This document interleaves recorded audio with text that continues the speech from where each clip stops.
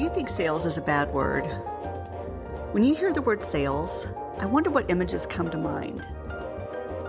Whatever your relationship is with selling, I'm glad you're here. Let's have a conversation about how to sell like a good human. Hi, welcome to Conversations with Good Humans. I'm your host, Catherine Brown, and I'm author of the book called How Good Humans Sell. Today on Conversations with Good Humans, I'm talking with Elaine Acker, CEO of Sparx360, a marketing company in Austin, Texas. Elaine is a StoryBrand guide. This means that she has copywriting training in the StoryBrand methodology. And I have worked with Elaine personally and admired her for some time now. So it was my pleasure to invite her to speak with the group sales training program that I run. This recording was part of a larger sales coaching discussion, and I chose this edited version for the podcast because I like how Elaine has email marketing recommendations and encouragement for everyone, even if you haven't started collecting addresses yet. I can't wait to hear what you think. So on the subject of email marketing, the first question I want to address is, do people still use email, and does this matter? Because if you're on LinkedIn very long, there's plenty of pundits that say, this is so passé, email funnels don't work, and why are we bothering with email addresses? I'm going to give you an example why I think this is important. In the last 5 days, I just had this happen. My friend Mark builds a lot on Instagram. He has really doubled down on building out his list there. He sells through there. He has a very formulated link tree, and he is using that as an entrepreneur selling B2B. On IG, okay? He was hacked. He went through all the channels with Facebook, who owns Instagram, to try to get support and help from that. Guess what? Didn't get good help. Ended up having to close that channel and start a new one, and he lost all of his contacts. So he messaged saying, I've been hacked. It looks like me. The hacker's doing some mean stuff. Here's the name of my new channel. Please go follow me. And he, because we're friends, there were some expletives, that were mixed into that because it was so frustrating, both that this happened as well as that he didn't feel like he got good support about that. I said, I hate that someone did that to you. I'm so sorry. I'll go follow you. And he's, trying to be positive about this. People, that I love LinkedIn. Most of you follow me on there. I do a post every day. I'm very passionate about the benefits of social media. I am not more passionate about that than I am my email marketing list, because names with phone numbers and email addresses are something you can own. Elaine, thanks so much for being our guest here to talk about email marketing and the different kinds of email marketing, because I think there's a lot of confusion around that topic. So one of the things you and I've talked about as we've gotten to know each other is, I know that you have lots of marketing skills, and you have chosen this year to make email marketing and to generate email marketing clients a goal of your business. When you think about all the different kinds of ways a person can generate leads, why have you chosen to focus on that? I'm actually encouraging people to put that in that number one slot of things that they're working with for the biggest reason is just that you own it, like we've talked about. So that is the biggest reason that I think it's worth spending time on. The thing that made me really develop this strategy further is that for the last 3 years or so, since December of 2018, when I became a certified StoryBrand guide, I started walking people through the messaging process. And I felt like we did a fabulous job on their brand scripts, that we worked on their narratives. We knew exactly what to say about their business. In most cases, we went ahead and updated the copy on their website. And then everything stopped. So that's what I was observing, was that there was so much money left on the table, basically, that they did all of this work. They had wonderful things to say, and they were not leveraging the power of email. And I could go on and on about the reasons why it works. But that is the biggest reason that I started seriously focusing on it, was because I felt like there was so much missed opportunity in that space.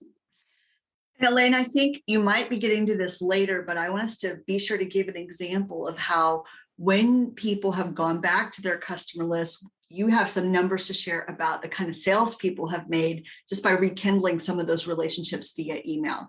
Because even though they had a great website, people weren't just continuing to go there on their own. They kind of needed to be reached out to in some form and driving that. So I want to make sure we touch on that at some point as well. Yeah, we can do it now if you want. Just okay, sure. In the case of leaving money on the table, there is an outdoor company that sells a tent product. They've been my client for the last 2.5 years or so. And they had not implemented email marketing. At the end of the year last year, around the holidays, they finally said, look, we're sitting here, we've got a fair amount of inventory now. We're not getting a lot of calls. It is winter. And what are we going to do? So they went ahead and sent out their email, and they sold as many tents in the holiday period as they normally sell in a summer month. So the sales were almost the same. And I loved it because they had been reluctant to do consistent email marketing. And I can say, we're now working together on a consistent email marketing plan. They re-upped to become a client for that because they saw how incredibly important it was going to be to their sales. That's so cool. That's really cool. Now, I know that the people listening to us all receive a lot of email marketing, and they probably have these different buckets and categories of how they think about it being used. And so one of the things I know is that you have 3 ways that you think about emails in clumps. I'll call them clumps. We've talked before about how there's this, what you call the sales funnel. There are nurturing emails, and then there are actually specific campaigns. So I know you're going to teach on that a little bit more in a minute. Is there anything else you want to say about that? Just kind of tee that up, because I think we'll end up wanting to camp out there a while. No, I think as we dig into it, we'll get more perspective and how to use each one. And I think I'll be able to use you as an example for some of these, because we're all familiar with your emails and kind of that pace and cadence. What I would, I guess, encourage everybody to do is to just real quickly think about the top 2 or 3 emails that you get frequently. Think about who they're from, whether you open them, why you open them, and then we'll dig into that a little bit further. Great. That's a great idea. I'll be thinking about that too, because like I said, I'm on lots of people's lists. Okay, great. So then I think also one of the things that feels kind of overwhelming, I know I get asked this about LinkedIn because I'm very active on LinkedIn, is like, how do you decide what to post? So thinking through the architecture of an email, anything you want to mention about that as we're diving in, and then I know we have some resources we're going to share with people in a second. Yeah, I think the most important thing is not to leave yourself staring at a blank screen.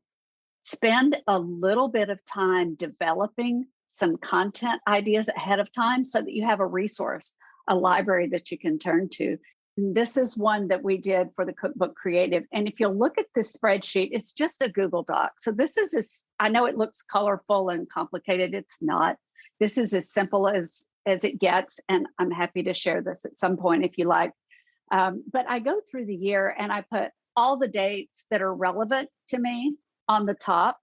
And then I start to make notes about any campaigns that I am working on coming up. I also go down the left side and I list any of my marketing tools that I know I'm going to use.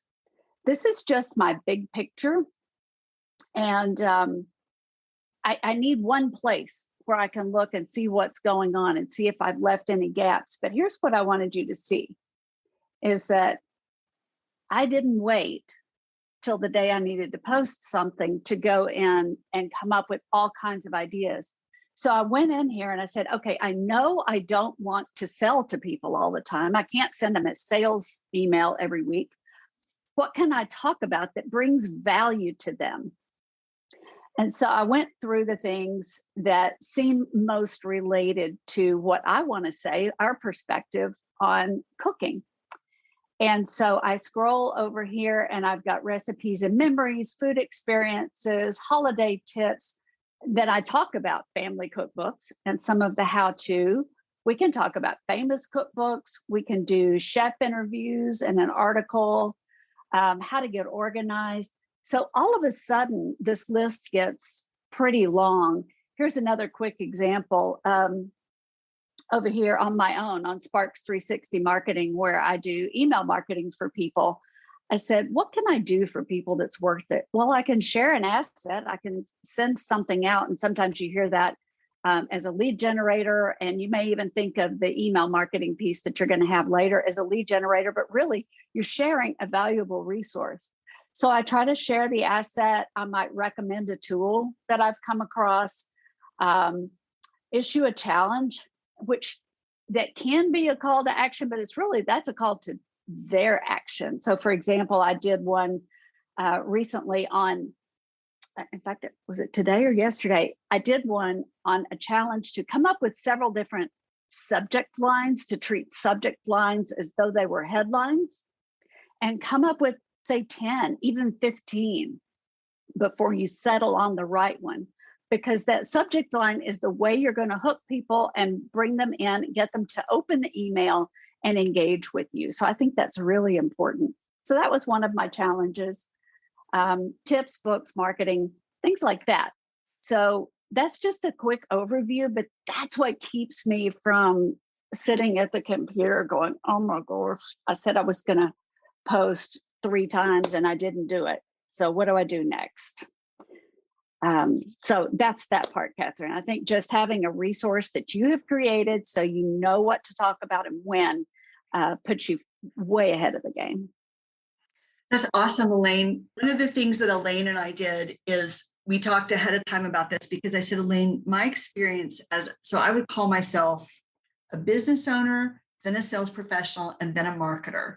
I feel like I'm a decent marketer because I've had training and I've practiced a lot on the job training, but I think like a salesperson. So I said, like, when we talk about sales funnels, that word means different things to different people depending on their sales background, because that is a word that's used different ways. So we just agreed that it would be useful for the purpose of this community and for the class that we talk about how we're defining these different types of emails. So Elaine and I agreed to some common language on that. And we said there's 3 kinds of sequences that she advises people to do: what we're calling a sales funnel, what we call a nurturing sequence, and what we call a campaign sequence. So Elaine, I've got a couple definitions under each of these, but I'm going to just allow you to talk to this and explain so that people are thinking about that example that you had them draw up about people they follow, and they can characterize where this might fall, right? Right. So when I think of a sales funnel, a classic sales funnel would be where you give someone a chance to opt in, to give you permission to contact them, to raise their hand and say, yeah, let's get in touch and see if we have something that we can work on together. So that's the point at which, for me, there's a trigger that says, if they have raised their hand in a traditional sales funnel and connected with me, then I want to get in touch immediately, because chances are they're very close to a decision at that point. So I'm going to think of, say, 5 to 6 pretty quick emails that I want to send out. And I may do, the first one is just, here's the resource you asked for. And sometimes I do that proactively, right? I just send the resource and say, I'd like to add you to my list. Can we keep in touch? So I send them the resource. I come right back and I might help them solve a problem, because I want them to go, wow, this really was valuable. You know, she's given this away for free. This has solved a problem that I run into often. Then we want to overcome an objection. Think in advance about what one of the objections might be, and just go ahead and write about that. So you can write about overcoming an objection. You might provide a testimonial, do a little case study about what an experience someone else had working with you, that social proof piece. And then the last thing would be just straight up ask for the appointment. And that's the conversion, if you will, of that last email, is ask for the appointment, get set up where you can take control of that sales conversation. So I think that's the classic sales funnel approach. When you're doing nurturing, everybody that comes through my email sales funnel. They've gotten the what I call a sales sequence. They're now going to go into my nurturing funnel. And so this is what you see a lot of when you get emails from Catherine. She's continuing to provide value. She's demonstrating her expertise. She's expressing empathy for what we're dealing with as salespeople and trying to make our experience as salespeople better. And so that's what nurturing is about. Now, you'll also notice that sometimes, and this gets right into the next one, there is a campaign. So if she's offering a class that's only going to go on 2 or 3 times a year, there's probably going to be a special sequence just for that campaign. And it may look a little bit like that initial sales funnel, but it's really for a short period of time and a specific purpose. Another one for me might be in the Cookbook Creative. I might do something for Mother's Day. So it might be seasonal. And I'm really tailoring my message to people around that campaign, but it's a short period of time. Nurturing can go on for the rest of your life. And it can be once a month, twice a month, once a week. I don't typically schedule emails for more than once a week unless there's a really good reason, like it's the sales sequence or it's a special promotion type of thing. Just think about some of the people in your inbox and how you respond to those. What's also interesting is I used the analogy with Elaine of a river and tributaries. And I said, I also think what happens is sometimes people opt into a class that they heard about on LinkedIn. They get stuff related to the class, and then I invite them to join my email list. So they were in something specific, and then they dump into the nurture. Or they download something from the website. They get 2 or 3 emails that come related to that. I think our sales funnel email sequence with the download is fewer than 5 examples, which I know you do a lot of times. Like I think it's 3, but you get a few things and then you get dumped into nurturing. And so like they can overlap like this, right? You don't have to do all of them, but you can also just start. You can say, hey, I'm going to start giving away stuff regularly. You can begin nurturing at some pace. And then when you have a special event or a launch, then you might have a campaign around that. So these can be done independently and they can be done together. I guess I would say, Elaine, if you had to start in one place because you were doing nothing right now because you felt overwhelmed or unsure where to start, what would you advise? I would say make a plan. So first of all, get something like the spreadsheet put together so that you have a sense of your big picture and where this fits in your goals. So I would say make a plan. It doesn't have to be complex, okay? And then start. And all you have to just think about it. If you're going to do 1 email a month for the next year, you only have to have 12 ideas. So go ahead and write down your resource list. And I can almost guarantee you that when you start brainstorming that, you're going to think of a ton more ideas and jot those down while you're going. So I would make the plan and then I would follow through because to Catherine's point, you don't want to get to the time where you want to make a special promotion and they haven't heard from you in 3 months. That's not good because they're going to be thinking, wait, how did I know this person? And you don't want them to forget about you. One other quick point I want to make while I'm thinking about it before I forget is that if people unsubscribe from you, that's okay. They're not yours. So don't get worked up about people unsubscribing. The people who leave you on their list, just like seeing Catherine's emails come through. And if I don't get to all of them, that's okay. I'm not unsubscribing because I want Catherine's emails. And that's what you want, because even if all they do is see you land in their inbox, that's a good thing. So if they haven't unsubscribed, you're in good shape. And I would add to that, Elaine, and say, especially if you are findable easily in other places. So because I hate unsubscribing to people, because I know that when you watch that closely, you tell yourself it shouldn't hurt your feelings, but it sort of hurts your feelings. If I really know and like the person, I'll write them and say, hey, I unsubscribed, but it's because we talk all the time on LinkedIn. So I'm following you over there, right? Like I think also some people are kind of duplicating and triplicating their lists, because of course my LinkedIn followers don't perfectly match my email list, so I'm doing both. But in some cases, I already know they're following me on both. So I think it also like that there can be a whole host of things it can mean, and we just want to be careful, just like everything else in sales, that we don't, make something, call something ghosting when it's not that, or decide our feelings are hurt when the person can have all kinds of reasons for what they're doing. Elaine, thank you so much. Here's what I want you to take from today. If you are not doing any email marketing, start collecting email addresses tomorrow. Use a spreadsheet if you don't have a CRM, or pick a CRM. If you email occasionally but not regularly, look at what a nurturing sequence would look like for you and develop it. I don't care if it's monthly. Get started, pick 12 topics per Elaine's earlier subject. Look at your calendar. Can you use a campaign sequence for an upcoming event or a new launch? Maybe there's something you're doing and you want to practice. Still confused? Hire Elaine. Okay, she would love to help you. She does a discovery call.